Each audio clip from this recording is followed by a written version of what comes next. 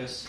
Today we are going to talk about upgrading an old pre-built or OEM computer with some components that are going to allow you to game some AAA titled gaming titles.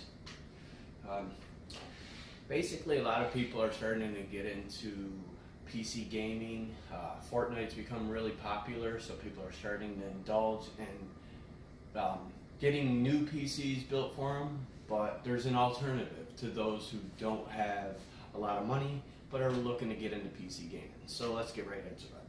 A friend of mine brought over this eMachines ET1810, and basically it's a super old computer. It's got Vista in it. It's got a Intel Pentium processor, an E2210, 320 gig hard drive, 3 gigs DDR2, and integrated graphics. Alright, so before we get started, I want to let you know a little bit about computers. Computers run on electricity, obviously. So be very careful when opening up your case. Make sure that it's unplugged. Make sure that the power is drained from the motherboard. By after unplugging it, you press down this button and it will depress all the energy out of it. Static electricity strap is your friend. Put this on your wrist, hook the other side to the computer on a piece of metal. This allows for your components not to short circuit. If you don't have a static electricity strap yet, you can just continuously touch a piece of the metal on the computer before working on any of the parts. That way you know that static electricity has been transferred off of you and you won't fry any of your components. Screwdriver. Little myth, you can use a magnetic screwdriver. It's actually going to help you out.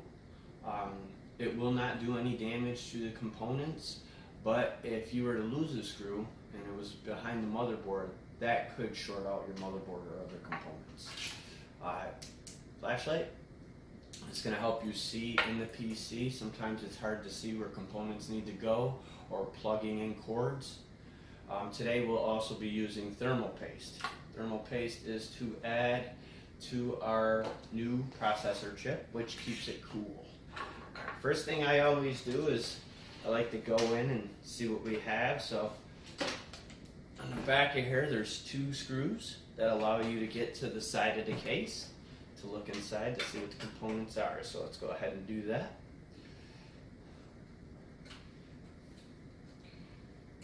Now some of this stuff I'm going to be able to show you on camera, some of it I will not be able to show you, only because I don't have a camera person or the equipment. So I'm going to do my best to try and make sure that you're able to see everything. So go ahead, I took those 2 screws off. And if you want to, go ahead and throw your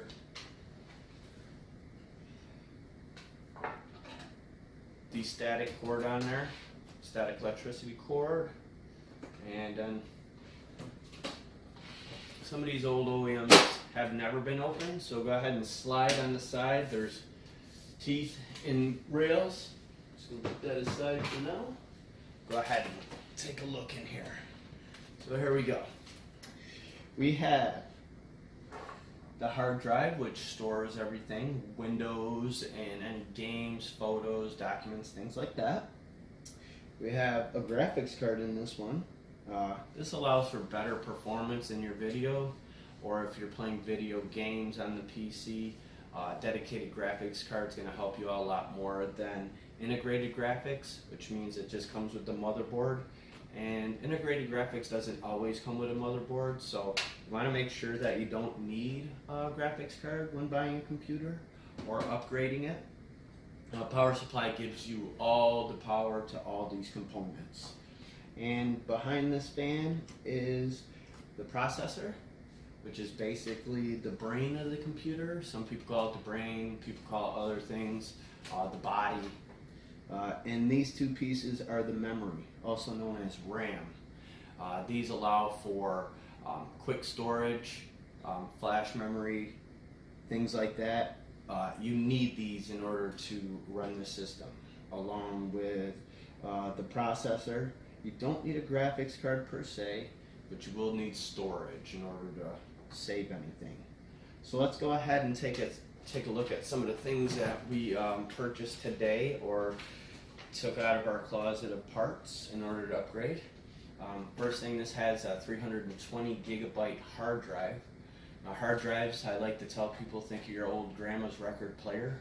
Inside of the hard drive is platters, what they call them, and they are coated in magnetic solution to allow them to spin and collect data. And the unfortunate part is a lot of times these fail when they get older or if they're dropped. And to where the solid state drive, there's no moving parts, so less apt to ruin something, break something. And the solid state drive makes things a lot faster as far as Windows and programs go.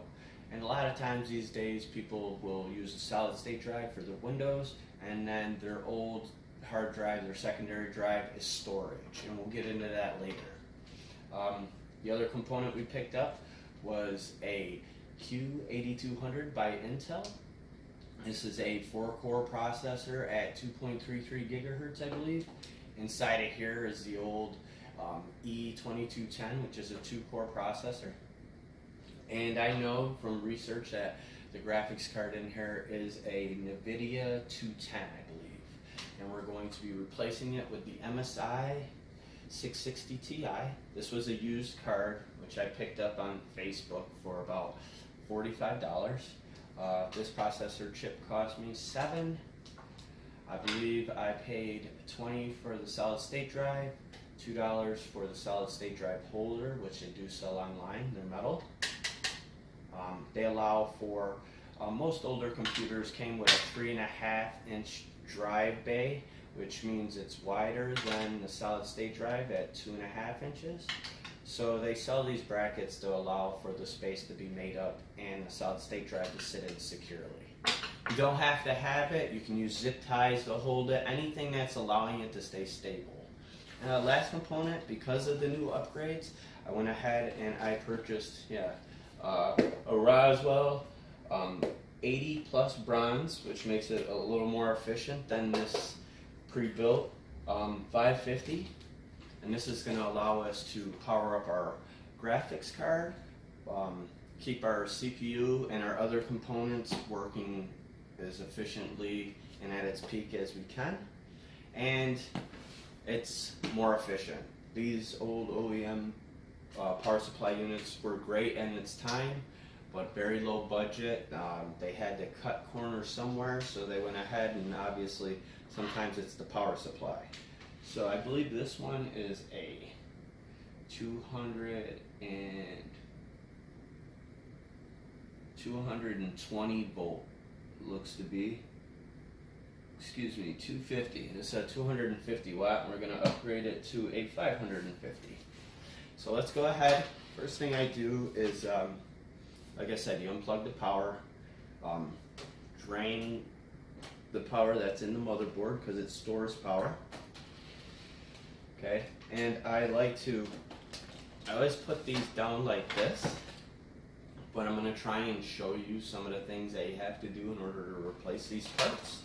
So I'm going to work my best on it with this here. So I'm going to move over. I'll see if I can't.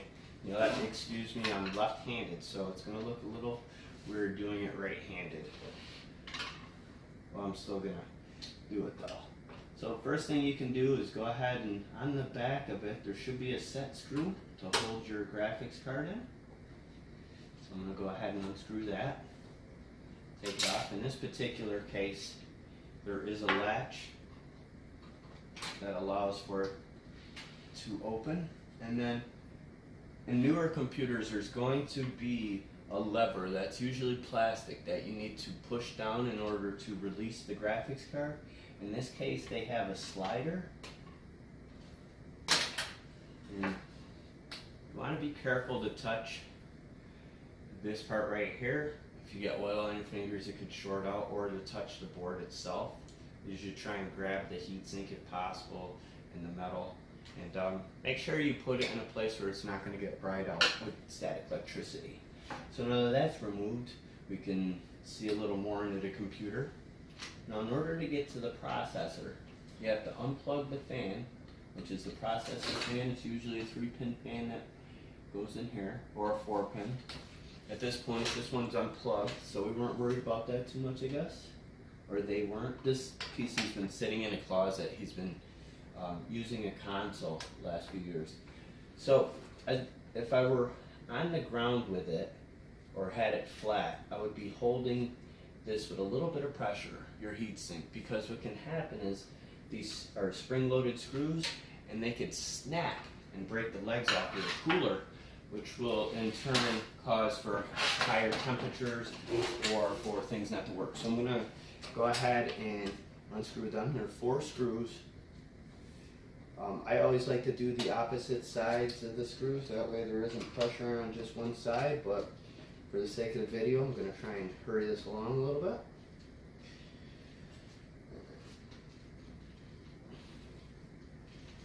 Now, a lot of people say computers are like electronic Legos, and in a sense I do agree.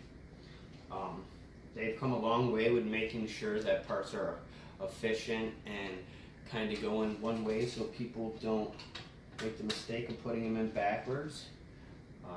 Usually they're cut one way, especially RAM processors like CPUs.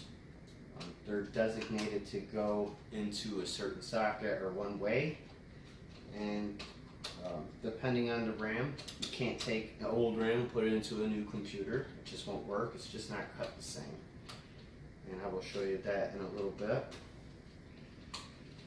I'm going to go ahead and just take this processor off. Now, you can do it any which way you want. Some people take the battery out first, some people take out the processor first, some people take the whole motherboard out. It all depends on how you want to do it, but for now I'm just going to do it this way.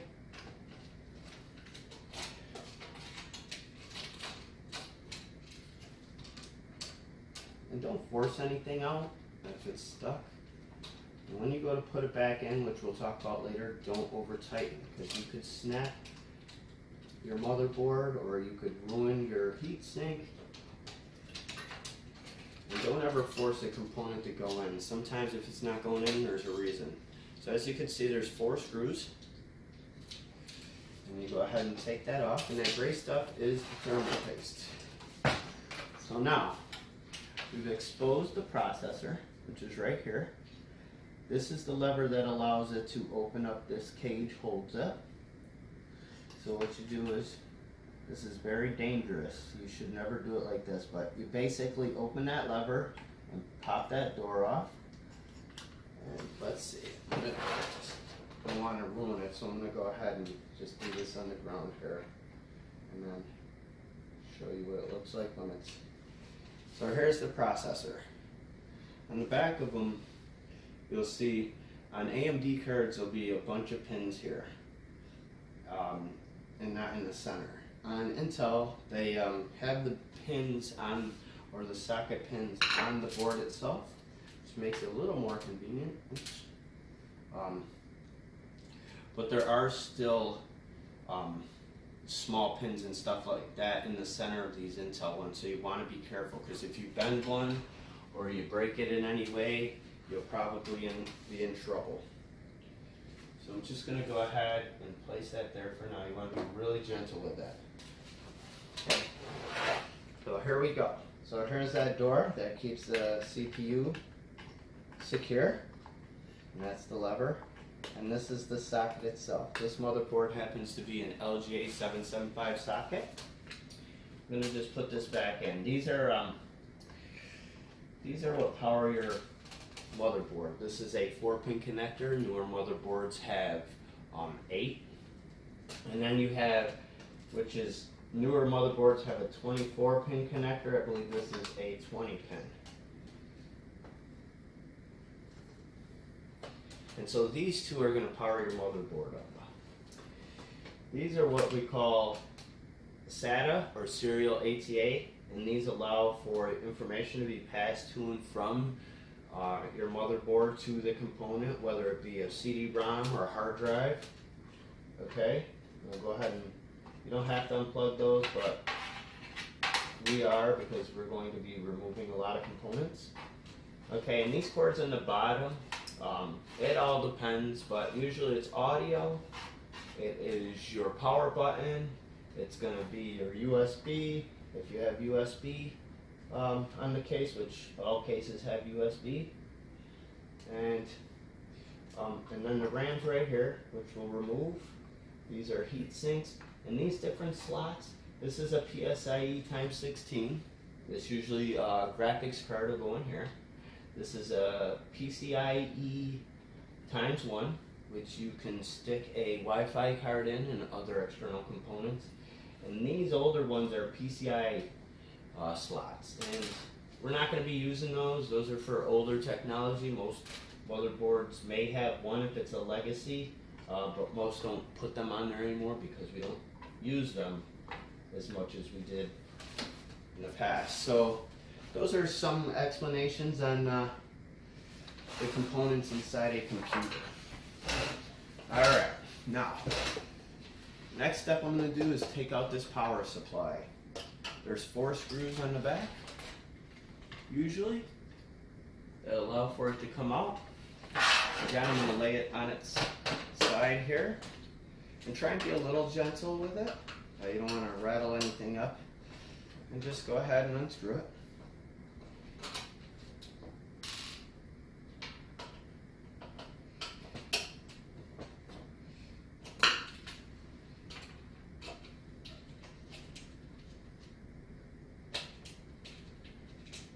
And have a holder or something for your screws to hold on to, that way you don't lose them. They're very small. And again, you don't want them underneath the motherboard because it could cause things to short out. So go ahead and take this last screw off.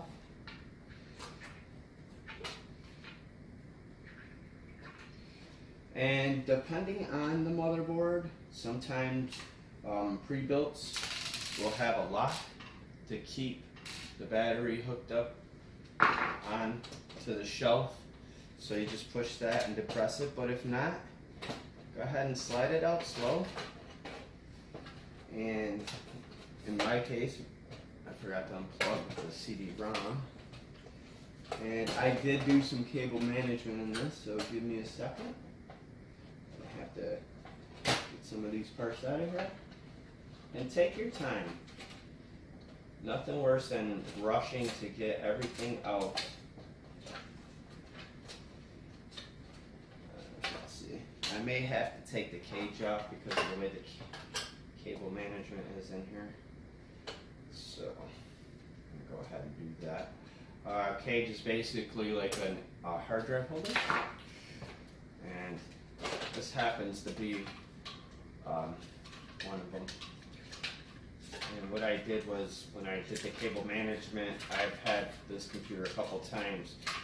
I really wanted to hide it as best I could with these mustard and ketchup cords, so I tried to hide it any which way I could, and I've gotten a little crafty with it, and especially in this one. As you can see, I stuck the SATA drives in holes wherever it would fit. Alright, we're going to try that again. I believe everything is unplugged now. Alright, we'll go ahead and take that out. Ready? Now, after a while, these things become dirty. I don't suggest you clean them unless you know what you're doing, because you could get seriously injured opening these up. Also, if you have a newer computer and it's under warranty, you avoid the warranty. Alright, we're getting there, aren't we?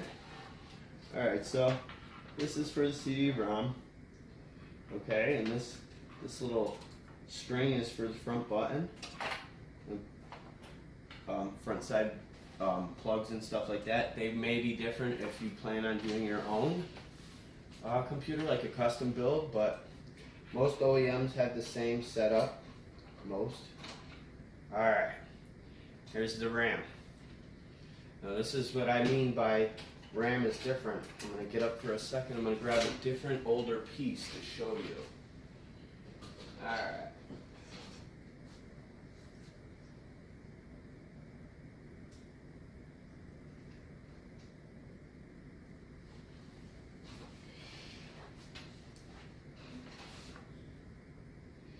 Alright, so these are both DDR2. That's not really going to help you.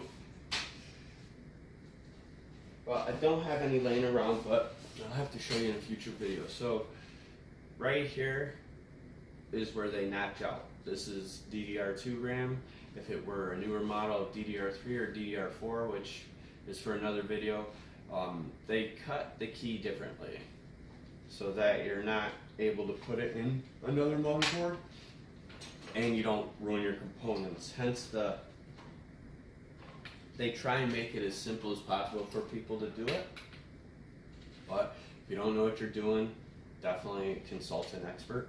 So this had 2 sticks of DDR2. This motherboard takes up to 4 gigs of RAM, which kind of dates it because I think they have up to 32 gigs of RAM or 64 and 128 gigs of RAM you can put in systems. So it all depends on what you're using it for. This particular person, he's going to be using it for some gaming and some other processes on the computer, but no streaming or anything like that.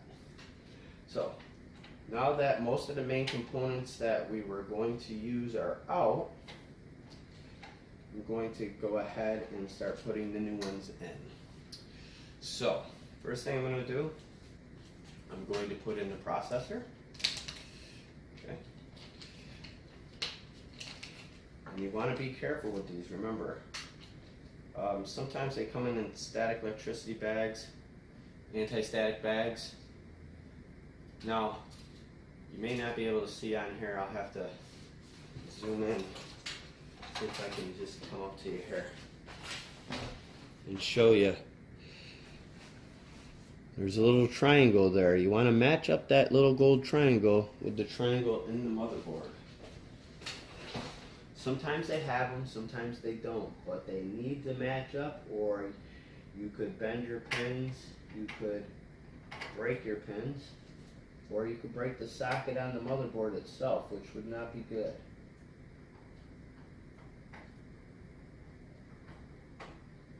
Now it should, when it fits in, it should be snug. And just depress the lever again. And there you go. The new processor's in. Now the thermal paste is what's going to keep it cool. Thermal contact paste. Pea-size amount right in the center.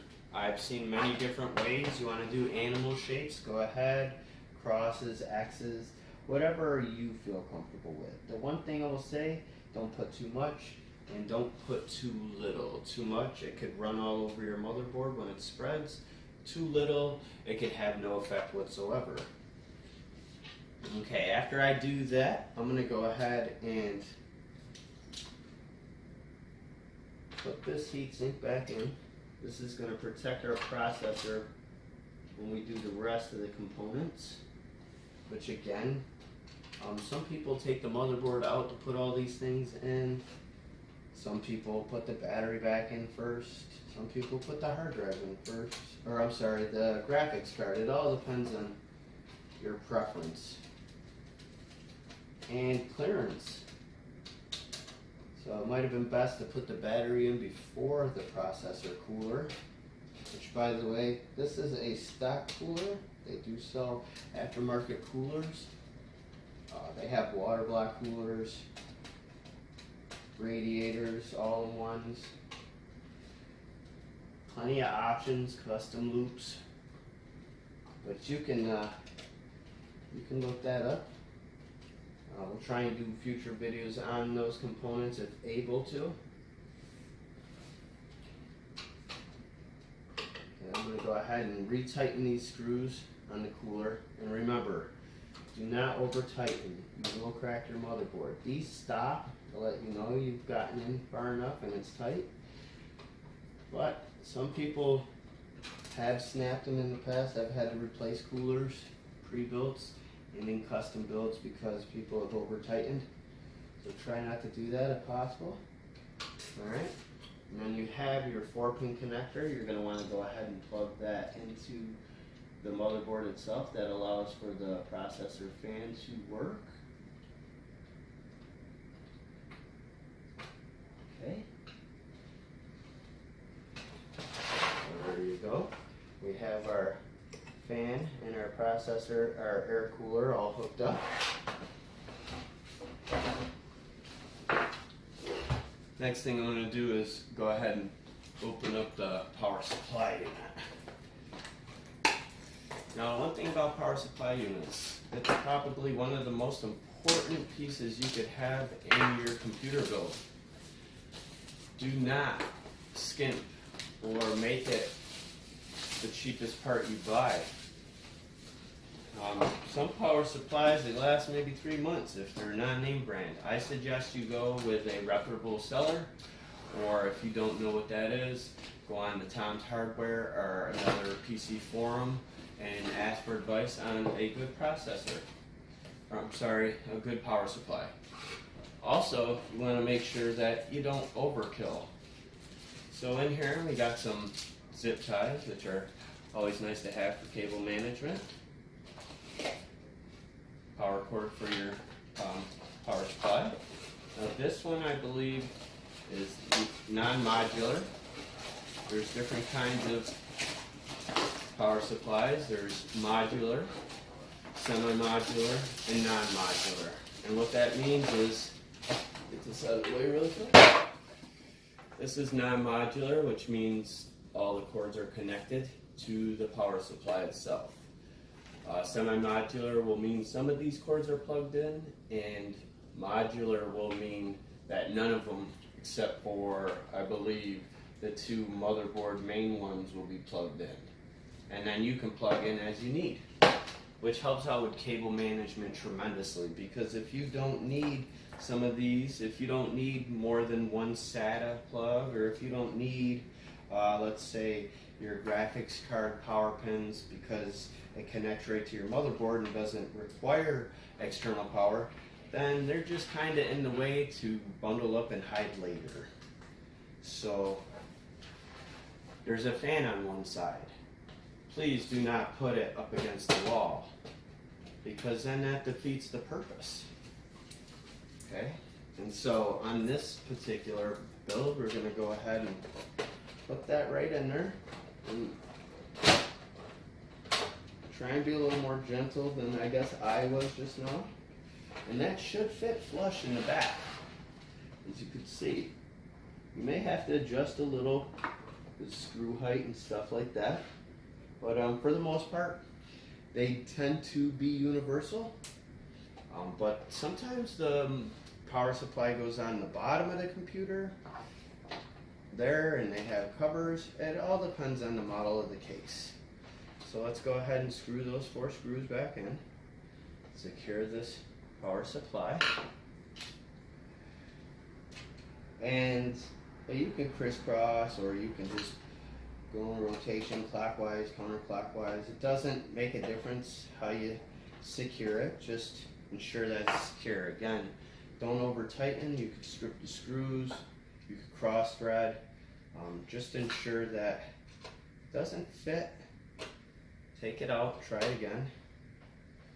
Or take your time, see if it's caught up on something or if it's the right screw thread. There's nothing worse than screwing it in with brute force and then not being able to take it out if something was wrong. So, or cracking or bending your case, because a lot of these are made with cheaper metal because they're trying to make some money themselves. So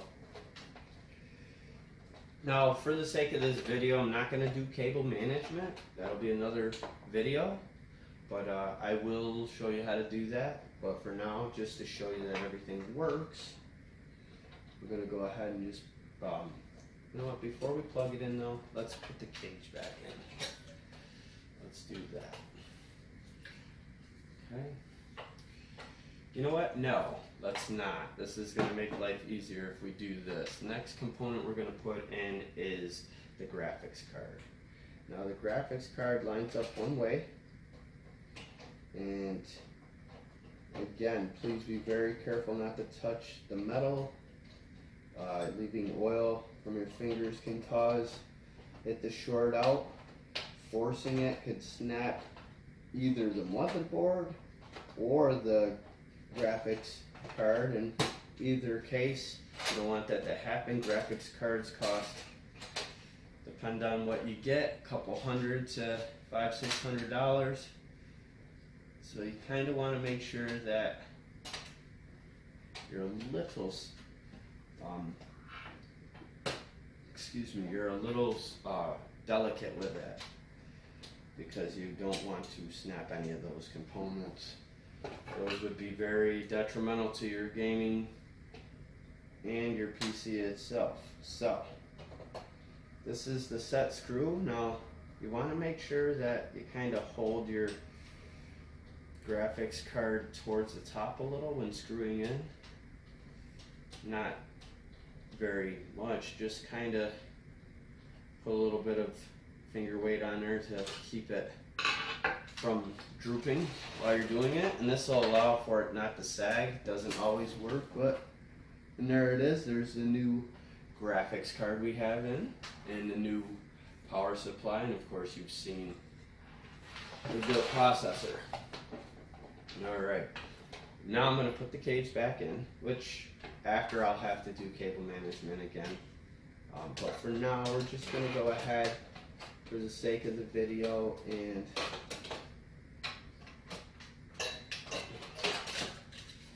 not do the cable management right now.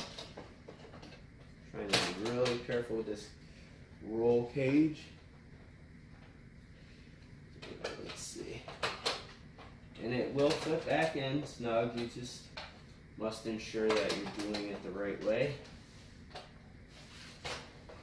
And I also have cords under here. I'm trying to kind of keep the cable management together here, but once you have the cage in, if it comes with the cage, some of them don't. This just happened to be a model that did. Go ahead and screw the set screw back in. This is going to hold it in place.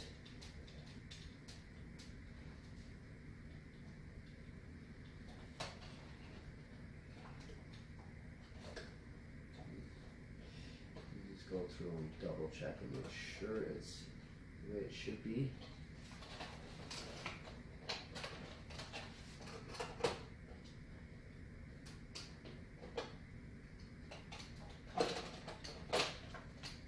There we go. It was a little crooked, and I just wanted to make sure, even though I'm going to take it out again. Never do anything half-mass, we'll say. Ensure that you're always doing a thorough job, even if you have to take it out after. Sometimes these components will give you an issue. You just kind of be patient. But remember, PCs are expensive, parts are expensive. Alright, there we go. So now we have that cage back in with the hard drive. Now, hopefully the solid state drive fits in. It may not. If not, we're gonna put it on the side over here for now.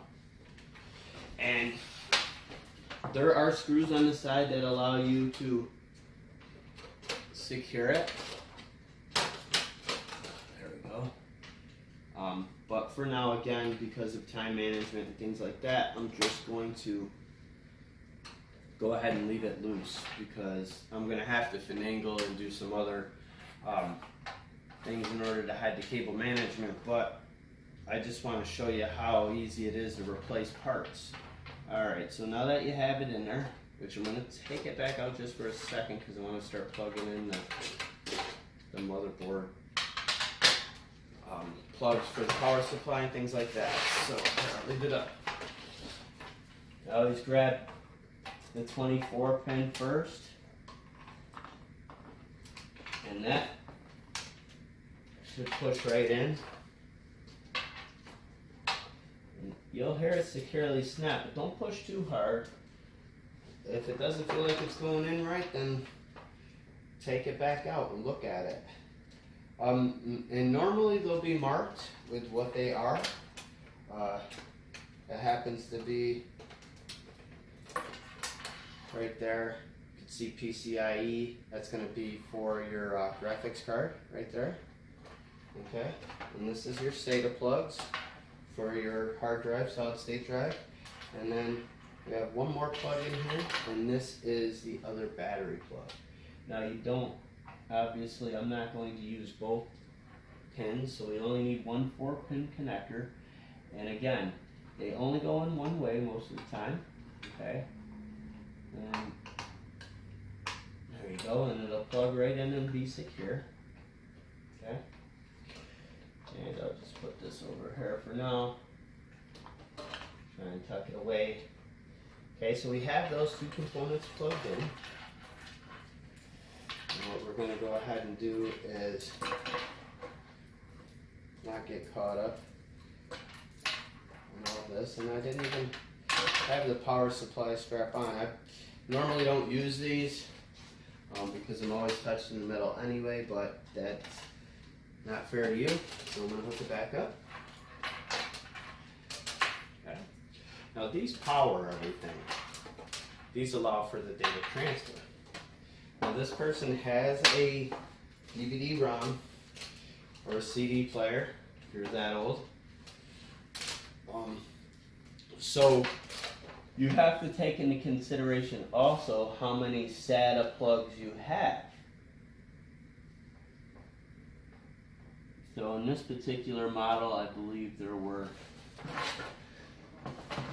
2 of them, which I just realized I did go backwards and not plug in the SATA cable. So we're going to do a little renovating here real quick. Well, this is what happens sometimes. Everybody makes mistakes, including me. Best part is I didn't plug it in, so that's fine. So I guess I should have told you to plug the SATA in before. And this has 4 SATA plugs in it. Let's see if I can get it. So 1, 2, 3, 4. Now, unfortunately, the way this graphics card's set up, it is going to be behind it. So that may be an issue, but we will find out. I'm going to shoot for the bottom plugs. And again, they go in one way. You snap in. These particular ones have locks on them. Sometimes they do, so don't try and pull it out. If it doesn't come out, there might be a reason. There might be a lock on it. Okay. Going to feed these through for now. That's hooked up to the DVD-ROM. This one's going to be the hard drive. And I'm going to need another SATA cable for our new solid state drive.